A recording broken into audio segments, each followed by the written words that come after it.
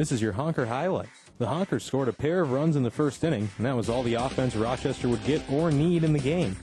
Both pitching staffs allowed only 3 hits, and Honker starter Brian Flynn allowed just 1 run with 7 strikeouts and no walks over 7 beautiful innings to earn his 5th win of the season by a 2-1 score.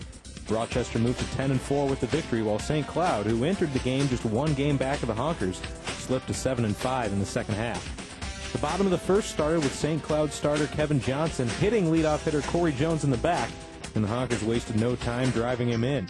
P.J. Sequeira was the next batter, and he smacked a double to the wall in right center to score Jones and give Rochester an early 1-0 lead. 2 batters later, Tony Thompson drove in Sequeira with an RBI single to make it 2-0, but Johnson was able to avoid the Honkers' bats after that. He allowed just 1 more hit in the contest, although he did walk 5 batters over his 6 innings.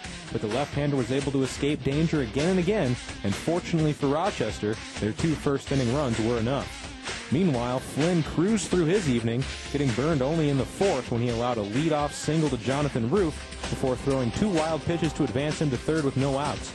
The next batter, Matt Summers, hit into a ground out to score the run and make the score 2-1 with Rochester on top. No other runs would score in the game, and St. Cloud would muster just 2 more base runners as Flynn and the Honker bullpen made the slim lead stand up.